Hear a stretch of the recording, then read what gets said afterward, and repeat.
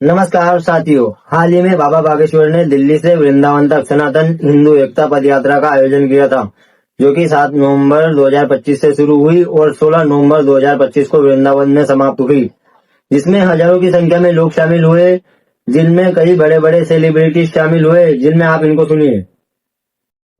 और अगर मुझसे पूछा जाए कि मैं यहाँ पे क्या कर रही हूँ, तो मैं क्षत्रिय हूँ, मैं हिंदू हूँ और सनातन मेरा धर्म है और मैं इसे आगे बढ़ाऊंगी। यह वीडियो तब का ही है जब सनातन हिंदू एकता पद यात्रा चल रही थी।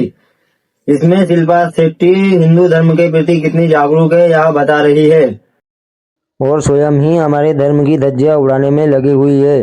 अभी हमारे गौरक्षक भाइयों ने मांस मदिरा मुक्त ब्रजधाम आंदोलन चला रखा है, उस हेतु वो जेल भी जाकर आए और हमारे ग्रंथों में भी दया को धर्म का मूल माना गया है, जो कि इनमें बिल्कुल नहीं दिख रही है।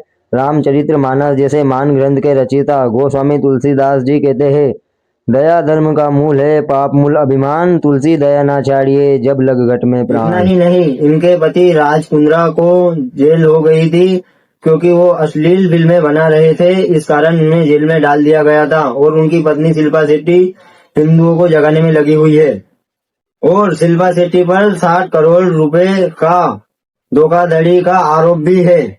बात करते हैं एक और सेलिब्रिटी एकता कपूर की, जो कि गंदी बात जैसी वेब सीरीज बनाती है। इतना ही नहीं, इन्होंने अपनी वेब सीरीज गंदी बात के एपिसोड 6 के एक सीजन में नाबालिग लड़कियों का अश्लील सीन दिखाया है। इस कारण इन पर शिकायत भी दर्ज हुई और पोक्सो एक्ट के तहत इन पर केस दर्ज हुआ।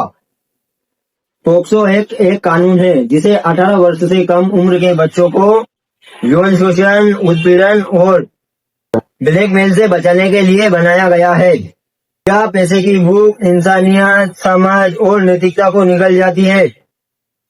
मतलब वेब सीरीज के नाम पर ऐसी शर्मनाक हरकत करके और फिर सनातन हिंदू एकता में शामिल होना और फिर उद्बोधन देना, क्या यह शोभा देता है?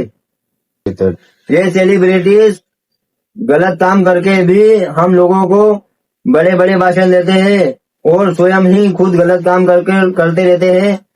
क्या इनको ये सब करना उचित है?